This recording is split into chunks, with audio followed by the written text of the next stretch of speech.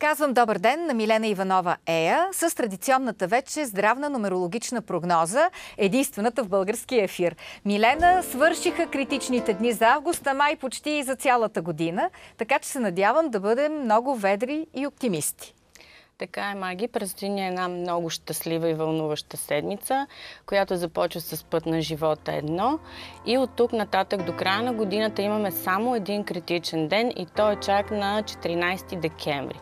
Здравето на хората ще зависи единствено и само от тяхната отговорност и начинът, по който те се отнасят към самите себе си, защото аз лично смятам, че по отношение на здравословните проблеми, те са мисловни форми и ни провокират да се обърнем към себе си и да видим къде бъркаме и дали правим нещата по правилен начин. Ами сега, значи, ден по ден да видим, искам да съм здрав, искам да съм щастлив. Сега си искам да съм богат, няма да казвам.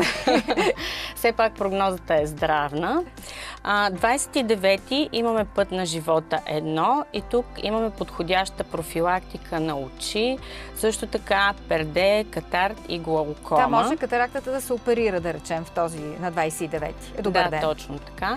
Също така подходящо за профилактика на мозък, кръвообращение, сърдечно-съдова дейност. Препоръчват се хранителни добавки, най-различни видове билки. Също така може да приемаме гинко билоба през този ден, екстракт от гроздови семена и да засилим приема на витамин С и Е. И най-добре, ако можем да го направим чрез храната. На 30-ти при път на живота 2 можем да се погрижим за своята красота. Тук е момента дамите да обърнат внимание на своя външен вид, могат да използват пилинг маски, лифтинг и всякакви други такива разкрасителни процедури.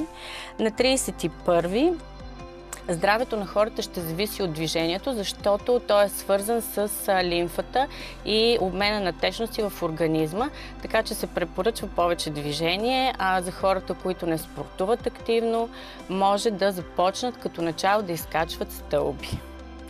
Не ползвайте асансьор, не само на 31-ви. Да, дори може да изкачваме стълбите и с турбите. Това е една много добра гимнастика, разбира се, ако не са много тежки.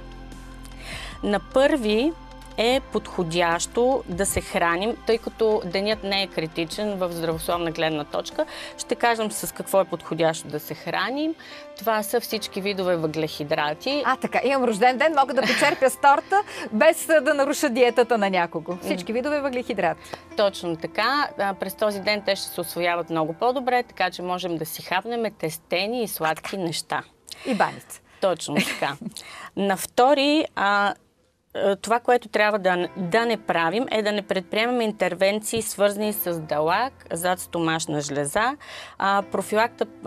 Подходяща профилактика можем да извършим на стъпала и стави. И съответно на 4-ти завършваме седмицата с подходяща профилактика на пръстци, дихателна система, жлъчка и панкреас. Ти изпусна 3-ти, но предполагам, че той не е някакъв ден, в който трябва да се случва нещо специално, щом да прескочи. В общи линии 3-ти и 4-ти са с една тенденция. Да. Много ти благодаря,